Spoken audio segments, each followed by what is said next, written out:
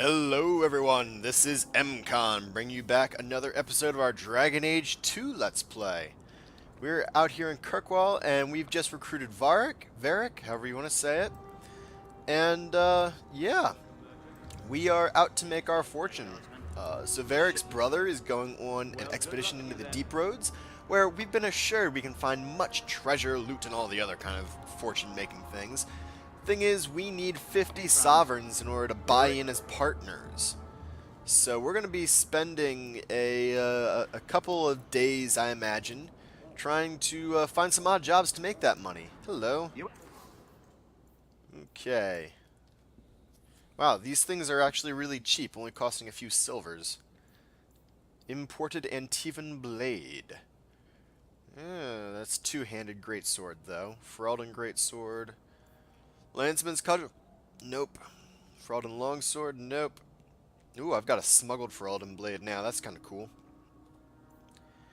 Not quite as good. Not quite as good. Birch core. Interesting. How does that match up to Bethany? Oh, she's got a cold damage staff? No, we don't want that. We want to find a better staff than this, but one that's got more, that does fire damage, because she's got a bonus to fire damage. Okay. Ferelden field armor. Ooh, that's kind of nice. Wait. Oh, that's stuff I can sell. Okay. Wait, was I looking at the wrong thing then? Yeah, I was looking at the wrong thing. This is all the things that I can sell. Okay. Okay. Yeah, let's sell some of this stuff then. No wonder it was so cheap. Yeah, when I'm buying, it's way more expensive. That makes sense. Okay, we're going to keep the cudgel just in case. No. No. And we're going to keep that, I guess, maybe? Alright, we don't need the Ferelden. Well, I don't need it. Does someone... Or do I? It's... Okay, it's less armor. Yeah, I definitely don't need it. And, of course, it's restricted to me because companions just get sets. That's so stupid. Alright, so we've got robes that I can't afford. But I don't need because, again, it's restricted to just me. Oh my goodness. Oof, all the good things I've been thinking about this game the last couple of episodes, and then we run right into this. I'm the only one I can buy equipment for. Nope. Alright, so I can't afford and don't need any of that stuff. Rings, okay. You've got potions. Backpack, that'd be nice to get eventually. We got 50 backpack space. Nobody's got any junk. Okay. Find better prices. Thank you, Rose by Jean-Luc. It's like we've got Captain Picard in the marketplace. Hello. You don't seem to like your brother very much. And here I thought it took blood magic to read minds. I had a twin brother, Carver. He used to nail my braid to the bed while I was sleeping. Oh, wow. I never thought I'd miss him this much. Sorry about your brother. Hey, you want mine? I got a spare. Alright, hello. Hawk, long time no see, my friend. Worthy, when did you get back into town? Oh, just a month or so ago. Things didn't work out in Orzammar. You aren't still working for a Thenril, are you? Your year must be up by now. Let's see. Yes, I'm done with that. Good for you. Always nice to see someone striking out on their own. I'll tell you what. I still have my old contacts. You need some rune crafting done, I can arrange it for you. Take care, Hawk. Don't get dead. Okay, you've unlocked unlocked a crafting station from which you can order items. Something. Okay, you can order runes if you discover the right combination of resources along with a recipe. Resources you've discovered are permanently available to craftsmen, but placing an order costs money. Once you've ordered a rune, use the enchantment apparatus and Hawk's something. Those go away way too quick. Okay, so this is... I don't think I dabbled at all with the crafting system in this game last time. So this is interesting. So I've got a rune of protection is the only thing I know. requires lyrium. Sometimes they might need silverite or calcum. Or dragon's blood. Ooh. Alright, cool. That's pretty neat. And then we can leave the area, but there's still more things around here, so we're going to hold up. Hubert's Fine Goods. Okay. So you've got staves. Good. Can I equip? Yes, okay, I can get weapons to my companions. So that's something at least. Alright. Oh, yes, you do fire damage. Oof. I want you. I want you bad. Of course, that thing, that's really nice. Alright, armor. You've got headwear. Okay, but that's all mage headwear. Oof. A lot of things I can't afford. Tome of Technique. Ooh, 1 point to spend on a talent or spell. Very nice. 21 sovereigns. Rune of Frost Warding. Okay. Cool. Olaf's Armory. Okay. Marcher Battle Plate. Oh, that doesn't seem to be restricted. Now it's restricted. What's with that? Okay. But still, that's good. I'd lose out the fire resistance, but I'd gain healing and armor, so that's pretty nice. And it's got a rune slot. I have to keep that in mind. A helmet would be very useful because I don't have any. Ooh, Wyvern Scale Gauntlets. I like that. Okay, so you got a lot of cool things that I, of course, cannot afford. Don't get stabbed again. Buy armor today. And Corval's Blades. Maul, Trust and Cut Blade. Oh, it's a long sword. That's a nice long sword. I like it. Needs more strength than what I've got, but I'm working there. Ooh, you're a good shield. Okay. So I know a good place to come when I have a bit more money. That's good. Alright. Where else do we need to visit? Looks like there's a quest over this way. Buy robes for Jean-Luc. Oh, I don't think this goes through. Whoops. It does not. How upsetting. Alrighty. Let's try this way then. You know, I'm not a big fan of this map, this mini-map that they give me. I kind of like the one in Origins a little bit better. This way. But at the same time, I will say this is miles above the map in Inquisition. Sebastian, stop this madness. The Chantry cannot condone revenge, Sebastian. It is my right, my duty, to show these assassins there is nowhere in the Free Marches to hide. This is murder. Ooh. No. What happened to my family was murder. He's got himself an accent. Okay. Chanter's Board. Duty. A grave crime was committed against all free-thinking men and women in the Free Marches. The ruling Vale family in Starkhaven, my family, was brutally murdered, down to the youngest babe in arms. This massacre was carried out by members of the Flint Mercenary Company. I hereby offer a bounty on the head of each Flint Company soldier in the Kirkwall vicinity. Prince Sebastian Vale. Oh, okay. We'll take that. What could possibly go wrong? I think this is the Chantry. Yeah, let's go ahead and visit this one. See if they've got any jobs for us. Kirkwall is nice. Reminds me a little bit of Amaranthine because of all the up and down here. But it's definitely got more of an urban feel than the city of Amaranthine did. The first 10 slots in the quick bar at the bottom of the screen are mapped to keys 1, 2, 3, 4, 5, 6, 7, 8, 9, and 0. Not key 10? Okay, Do you ever marked wish you lived in doors. Orzammar? Great ancestors, no.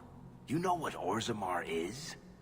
It's cramped tunnels filled with nug shit and body odor.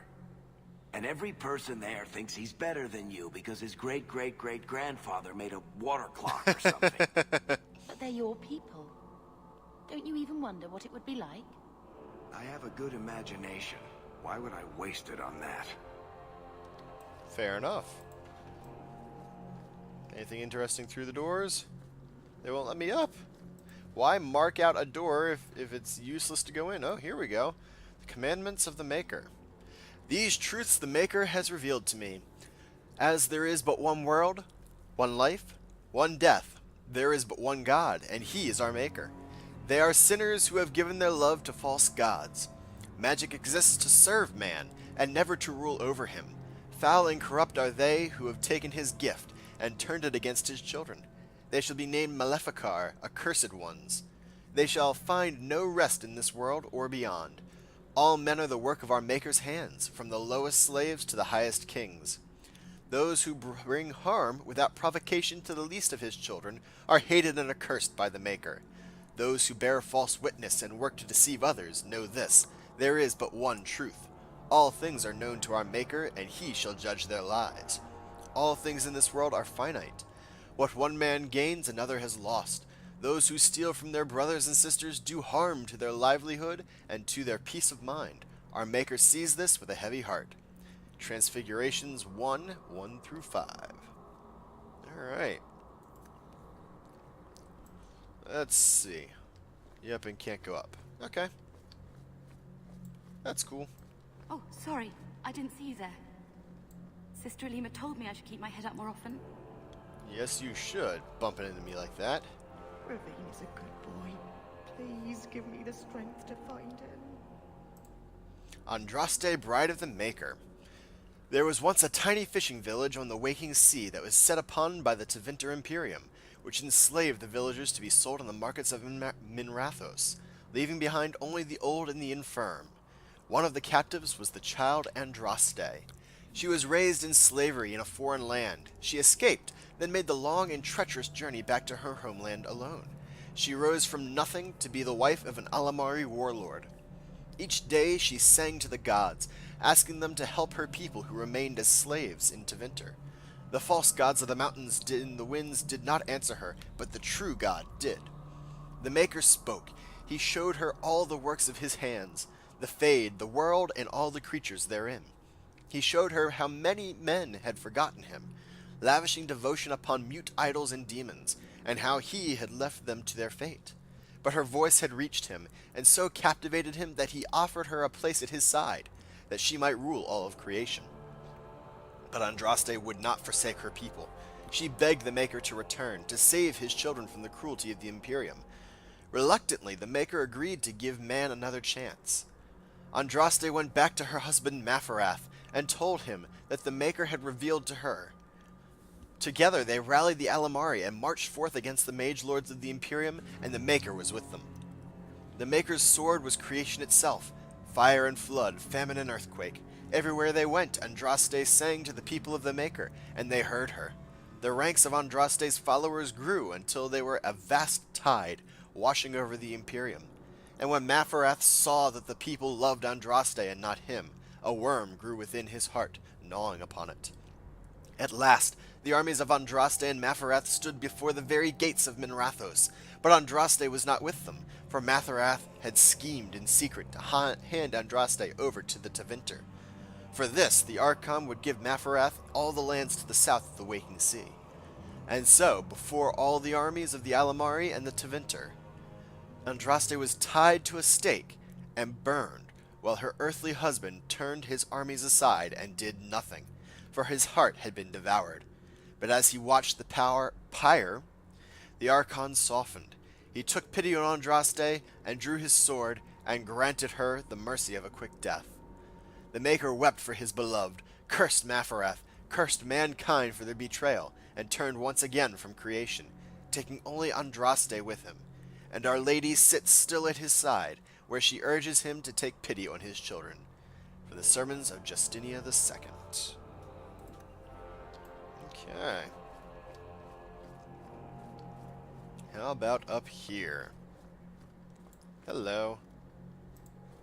I'm sorry you had to witness that disgraceful scene by the Chanter's Board. I am Elthina, Grand Cleric of Kirkwall.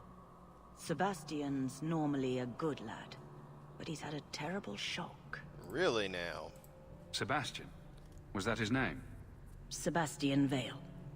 He was affirmed here nearly a decade ago. He had just been invested as a brother when we got the news about his family. I'm afraid he reacted rashly, denied his vows, and left the Chantry. Ooh. If the Maker wills it, he will return to himself before it's too late. So he's some kind of priest? He is an initiate of the faith. As a man, he cannot serve as a mother would, but he has led the chant here many times. Huh. Before last week, I would have said he was the most faithful of our true believers. Is that so? He said someone murdered his family. Sebastian is the youngest son of the ruling family of Starkhaven. They were overthrown recently, violently. Sebastian is the only surviving member. He's royalty? Prince Sebastian Vale, if he succeeds in his pledge to take back his lands. He made a vow to the Maker to put worldly concerns behind him. It is a sin to forswear himself for a mere title. I think his family deserves to be avenged. Sebastian would spend his coin to buy men's lives, the same as those who attacked his family.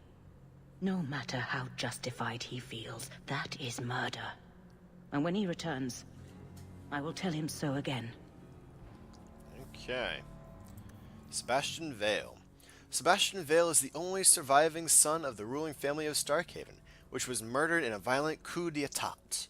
Sebastian cannot forget the irony that he still lives only because his family was so ashamed of his drinking and womanizing that they committed him to the Kirkwall Chantry against his will.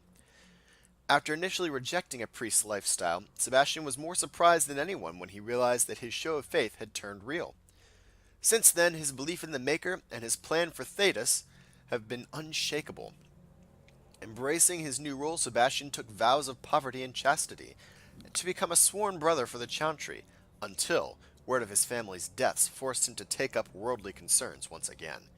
Grand Cleric Elthina, Sebastian's mentor and friend, hopes to convince him to walk away from the struggle for Starkhaven and return to the good works of the Chantry. Okay. Now, I'm not positive, but I believe that he might be one of the DLC characters that they added to the game.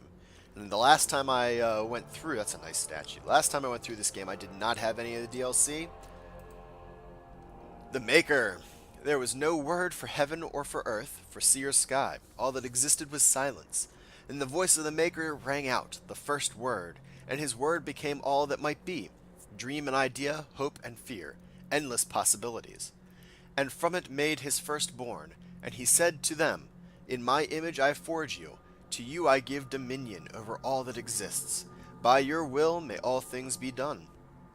Then in the center of heaven he called forth a city with towers of gold, streets with music for cobblestones, and banners which flew without wind. There he dwelled, waiting to see the wonders his children would create. The children of the Maker gathered before his golden throne and sang hymns of praise unending, but their songs were the songs of the cobblestones. They shone with the golden light reflected from the Maker's throne. They held forth the banners that flew on their own. And the voice of the Maker shook the fade, saying, In my image I have wrought my firstborn. You have been given dominion over all that exists, but by your will all things are done. Yet you do nothing. The realm I have given you is formless, ever-changing. And he knew he had wrought amiss. So the Maker turned from his firstborn, and took from the fade a measure of its living flesh, and placed it apart from the spirits, and spoke to it, saying, Here I decree opposition in all things, for earth sky, for winter summer, for darkness light. By my will alone is balance sundered, and the world given new life. And no longer was it formless ever-changing, but held fast immutable. With words for heaven and for earth, sea and sky, at last did the Maker from the living world make men, immutable as the substance of the earth, with souls made of dream and idea, hope and fear, endless possibilities. Then the Maker said, "To you, my second-born, I grant this gift. In your heart shall burn an unquenchable flame, all-consuming and never satisfied. From the fade I crafted you, and to the fade you shall return each night in dreams, that you may always remember me." And the Maker sealed the gates of the Golden City, and there he dwelled, waiting to see the wonders his children would create. Threnodies 5, 1-8. Alright. Cool, cool. And it looks like we didn't look at these sermons here. The Sermons of Divine Renata the First. The weakness of mortal will is the great failing of all the Maker's children. We trade our honor as if it were the cheapest currency. We do not understand what integrity is or what it is truly worth. From this ignorance, original sin was born. At some time, each of us has thought, what does it matter if I keep hold of my integrity? I am but one mortal. I am powerless. How blind we all are! The virtue of a single slave destroyed the Tevinter Imperium. The dishonor of one man drove the Maker from our sight. I tell you truly, nothing but the integrity of our hearts will win the love of the Maker back to us. It is all the power we shall ever possess to change the world for good or for ill. From a sermon on integrity. Okay. Cool. What else is there in the chantry? Sister Samea. Dear me, are you here to make a donation? We can always use that. My dear sister, I can't even afford a new weapon, much less making a donation to the chantry. I'm terribly sorry. Okay. Ripped that off. Ooh, Parvalan, the occupied north. In the 30th year of the Steel Age, the first Kunari ships were sighted off the coast of Parvalan in the far north, marking the beginning of a new age of warfare. History calls this the First Kunari War, but it was mostly a one-sided bloodbath, with the Kunari advancing far into the mainland. Kunari warriors in glittering steel armor carved through armies with ease. Their cannons, the likes of which our ancestors had never seen, reduced city walls to rubble in a matter of seconds. Stories of Kunari occupation vary greatly. It is said they dismantled families and sent captives to learning camps for indoctrination into their religion. Those who refused to cooperate disappeared to mines or construction camps. For every tale of suffering, however, there is another of enlightenment, deriving from something called the Kun. It is either a philosophical code or a written text that governs all aspects of Kunari life, perhaps both. One converted Saharan reported pity for those who refused to embrace the Kun, as if the conquerors had led him to a sort of self-discovery. "For all my life I followed the Maker wherever his path led me," he wrote, "but in the Kun I have found the means to travel my own path." It has been said that the most complete way to wipe out a people is not with blades, but with books. Thankfully, a world that had repelled 4 blights would not easily bow to a foreign aggressor. And so the Exalted Marches began. Okay, so that's an interesting history note. Whenever the Age of Steel was, I don't exactly know. We're in the Dragon Age, which is the 9th 100 years, I believe. I'm not sure the exact timing of what year we are within the Dragon Age, but there had already been 4 blights before the Kunari landed. And then we just had the 5th blight. It's now a year after the end of the 5th blight. So that was the first time the Kunari would have seen a blight in Ferelden. Interesting. Okay, so the Exalted Marches began. The greatest advantage of the Chantry-led forces was the Circle of Magi. For all their technology, the Kunari appeared to harbor great hatred for magic. Faced with cannons, the Chantry responded with lightning and balls of fire. The Kunari armies lacked the sheer numbers of humanity. So many were slain at Marnus Pel on both sides that the Vale is said to be permanently sundered, the ruins still plagued by restless corpses. But each year the Chantry pushed further and further into the Kunari lines, although the local converts to the Kun proved difficult to return to Andraste's teachings. By the end of the Storm Age, the Kunari were truly pushed back. Ravain was the only human land that retained the Kunari religion after being freed. Oh, interesting. And its rulers attempted to barter a peace. Most human lands signed the Lomarin Accord, accepting the Tevinter Imperium. It is a shaky peace that has lasted to this day. Okay. So that's how the Exalted Marches went. Interesting.